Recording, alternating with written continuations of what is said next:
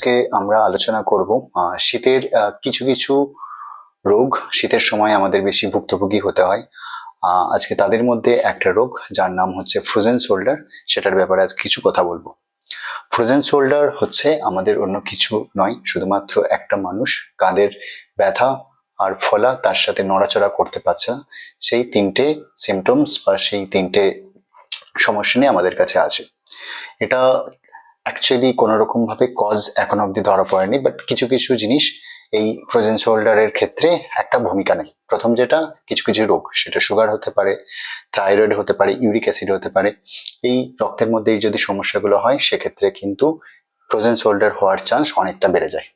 অনেক ক্ষেত্রে দু তিন মাস আগে বা অনেকদিন আগে কোনো রকম চোট লেগেছিল, কাঁধের মধ্যে ফ্র্যাকচার হয়েছিল, সেটা এখন ভালো হয়ে গেছে, তো সেক্ষেত্রেও কিন্তু ফ্রোজেন শোল্ডার বা এই কান জমাট বেঁধে যাওয়া ব্যথা হওয়ার সিমটমস গুলো নিয়ে শীতকালে কিন্তু আবার আবির্ভূত হতে পারে বা সেগুলো সমস্যা কিন্তু সম্মুখীন হতে হয়।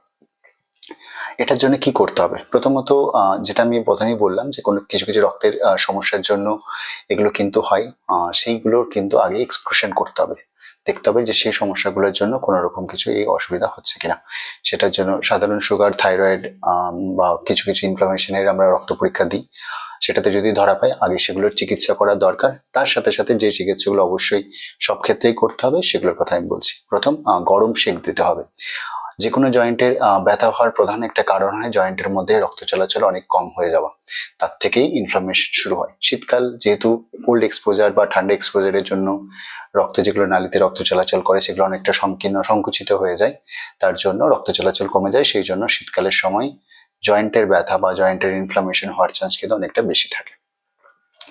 তো সেই জন্য প্রথমেই যেহেতু রক্ত চলাচল কম হওয়ার জন্য সমস্যাগুলো তৈরি হচ্ছে, সবার আগে সেখানে রক্ত চলাচল কিভাবে বেশি আসে সেটা করতে হবে। তার জন্য গরম সেক নিতে হবে। যখনই গরম সেক দেওয়া হয় তাতে যে কোনো জায়গার চামড়ার নিচে যে কোনো জায়গায় রক্ত চলাচল বাড়ে, তাতে কিন্তু জয়েন্ট স্টিফনেস বা এই যে ধরে যাওয়ার ব্যাপারটা, মাংসপেশি একটু শিথিল হবে রক্ত চলাচল বেশি করলে, তাতে কিন্তু অনেকটা কষ্ট কমবে। দ্বিতীয় হচ্ছে মুভমেন্টস বা এক্সারসাইজেস যেগুলো বলে।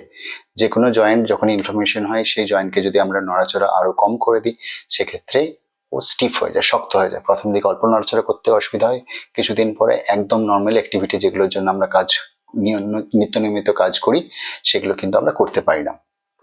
তো সেই জন্য ব্যায়াম হচ্ছে কিছু কিছু যেগুলো ফিজিওথেরাপিস্ট বা আপনি যে কোনো জায়গায় হয়তো খোঁজ করলে পেয়ে যাবেন, যে ব্যায়াম শোল্ডার আমাদের মোবিলাইজেশন করতে থাকে সব দিক দিয়ে, সেই মোবিলাইজেশনের ব্যায়ামগুলো কিন্তু করতে হবে।